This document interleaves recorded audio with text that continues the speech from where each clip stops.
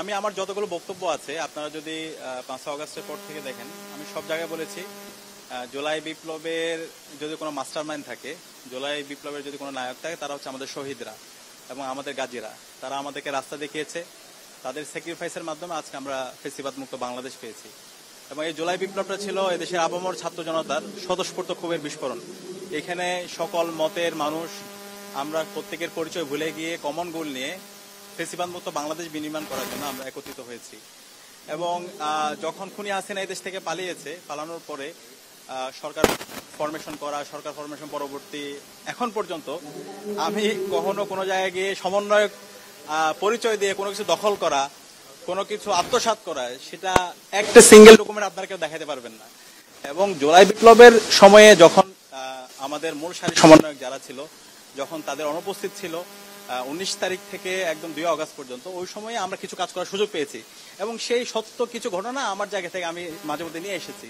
তো আপনারা জানেন, যখন ইন্টারনেট ব্ল্যাক আউট হয়, কারফিউ জারি হয়, ওই দিন সবকিছু ডিসকানেক্টেড। তখন 9 দফা ফরমেশন করা, এরপর হচ্ছে আমাদের সেকেন্ড লেয়ারের সমন্বয়ক যারা আছে তাদের সাথে যোগাযোগ করা, তাদেরকে সেফ রুমে রাখার ব্যবস্থা করা, পাশাপাশি সকল মিডিয়া হাউসে এই 9 দফা পৌঁছে দেওয়া। এবং এই 19 তারিখ পর থেকে একদম 1 আগস্ট পর্যন্ত প্রতিদিনের কর্মসূচি প্রণয়ন করা এবং সকল অংশীজনদের সাথে আলাপ করা, এই সমস্ত অসংখ্য অংশীজনদের সাথে আমরা আলাপ করছি। দেশীয় বিদেশি অংশীজন, বিভিন্ন ছাত্র সংগঠন, মানবাধিকার কর্মী, সবার সাথে আমরা যোগাযোগ করছি এবং সবাই আমাদেরকে সহযোগিতা করেছে। তো এখন এই ঘটনাগুলো যদি জাতির সামনে না আনি, তাহলে এর মাধ্যমে একটা হিস্ট্রিক্যাল করাপশন হবে। এবং এর বাইরে হাজারো ঘটনা আছে, এর মধ্যে আমরা কয়েকটা ঘটনা আমরা জানি।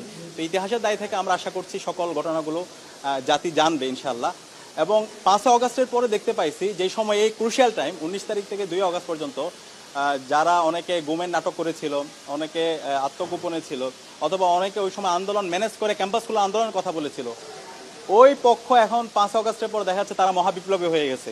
এবং 5 আগস্টের পর থেকে আপনি দেখতে পাবেন, আমার যদি ফেসবুকেও যান অথবা আমার অ্যাক্টিভিটি, ওই সময় যারা ভিকটিম পরিবার আছে তাদের সাথে কথা বলেন, 5 আগস্টের পর থেকে পুরো আগস্ট মাস, সেপ্টেম্বর মাস, অক্টোবর মাস জুড়ে আমরা তখন আমাদের যারা আহত পরিবার আছে এবং শহীদ পরিবার আছে প্রত্যেকের সাথে আমরা দেখা করেছি এবং তাদের ট্রিটমেন্টের জন্য ব্যবস্থা করা। তখন দেখা যাচ্ছিল তাদের ট্রিটমেন্টের ব্যবস্থা হচ্ছিল না, তাদের ট্রিটমেন্টের ব্যবস্থা করা, তাদের ফ্যামিলির পুনর্বাসনের ব্যবস্থা করা, এই কাজগুলো তখন আমরা করেছি।